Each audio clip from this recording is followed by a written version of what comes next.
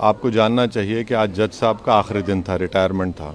दूसरी बात ये थी कि उन्होंने 17 जनवरी को डिस्ट्रिक्ट मजिस्ट्रेट को रिसीवर अपॉइंट किया। तीसरी बात यह है कि आज जिन्होंने जो फैसला लिया है वो तो पूरे केस को डिसाइड कर दिया उन्होंने। यानी आपने एक तो कितने 93 के बाद से अब तक खुद कह रहे हैं कि वहां पर कुछ नहीं हो रहा था। अब मस्जिद के तहखाने को आप दे रहे हैं तो फिर आपने तो पूरा केस डिसाइड कर दिया। भाई कितने साल हो गए, 93 से आप 30 साल हो गए। हाँ, उसमें मूर्तियां कहाँ हैं, कैसे मालूम उनको? तो ये प्लेसेस ऑफ वर्शिप एक्ट का वायलेशन है। भाई 30 साल के बाद आप ये काम की इजाजत दे रहे हैं, तो उनका तो एक काम था कि आप उनको 30 दिन का टाइम देते अपील के लिए।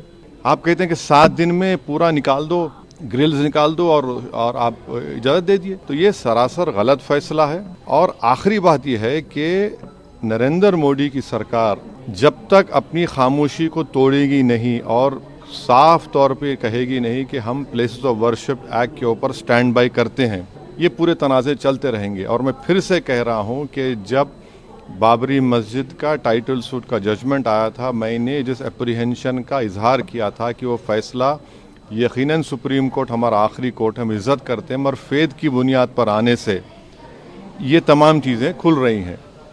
और उस सुप्रीम कोर्ट के फैसले में प्लेसेस ऑफ वर्शिप एक्ट को बेसिक स्ट्रक्चर का हिस्सा करार दिया गया था। तो फिर ये लोअर कोर्ट सुन क्यों नहीं रहे हैं और केंद्र सरकार क्यों नहीं बोल रही है? अब देखना यह है कि अब इंतज़ामिया कमेटी शायद इलाहाबाद हाई कोर्ट में अब इस जजमेंट गलत फैसले खैर अपील करेगी।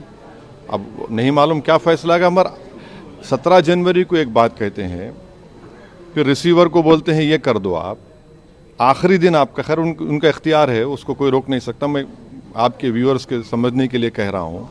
और प्लेसेस ऑफ वर्शिप एक्ट का मतलब क्या है?